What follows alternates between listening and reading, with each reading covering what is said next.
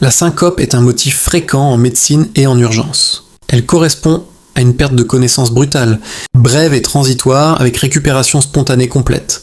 Elle est liée à une hypoperfusion cérébrale globale transitoire. Il est essentiel de la distinguer d'autres situations comme l'épilepsie, le malaise non syncopal ou d'autres causes de perte de connaissance. L'objectif de cette présentation est de proposer une démarche clinique structurée pour identifier les causes graves et orienter correctement la prise en charge.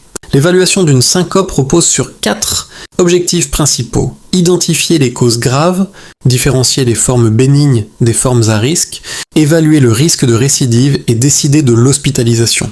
La syncope résulte d'une diminution transitoire du débit sanguin cérébral. Cette diminution peut être due à une baisse du débit cardiaque, une diminution des résistances vasculaires périphériques ou un trouble du rythme cardiaque. Le résultat final est toujours une hypoperfusion cérébrale transitoire.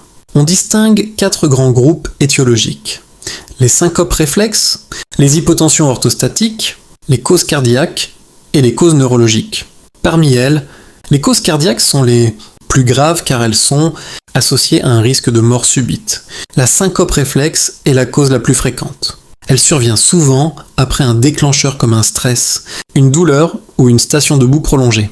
Elle est généralement précédée de prodromes tels que des sueurs, des nausées ou une vision trouble. Elle est bénigne dans la majorité des cas. L'hypotension orthostatique survient lors du passage de la position couchée à debout. Elle est liée à une incapacité à maintenir une pression artérielle suffisante. Les causes fréquentes incluent la déshydratation, les médicaments antihypertenseurs ou les diurétiques. Le diagnostic repose sur la mesure de la tension en position couchée et debout. Les causes cardiaques sont les plus préoccupantes. Elles incluent les troubles du rythme comme la bradycardie ou la tachycardie. Ventriculaire, les troubles de conduction et les cardiopathies structurelles comme la sténose aortique ou les cardiomyopathies. Elles sont associées à un risque élevé de mort subite et nécessitent une prise en charge urgente. Les causes neurologiques sont rares dans la syncope vraie. Il faut surtout les différencier de l'épilepsie et de l'AVC. Dans l'épilepsie, on observe des convulsions et une phase post-critique. Dans l'AVC, les déficits sont persistants. La syncope vraie se caractérise par une récupération rapide et complète. L'interrogatoire est l'étape la plus importante.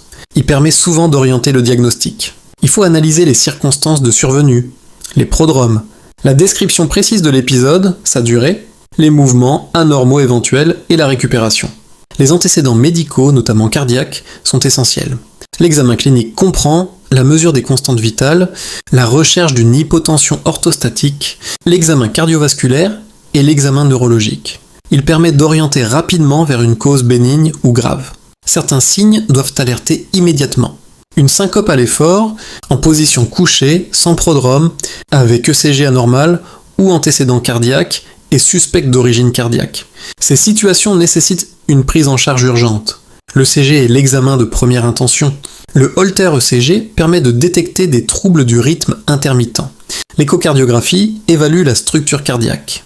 Le test d'inclinaison explore les syncopes réflexes. Le bilan biologique recherche des causes métaboliques. L'imagerie cérébrale est réservée aux suspicions neurologiques. La première étape est de confirmer la syncope. Ensuite, il faut rechercher les signes de gravité. S'ils sont présents, une cause cardiaque doit être suspectée et une hospitalisation envisagée.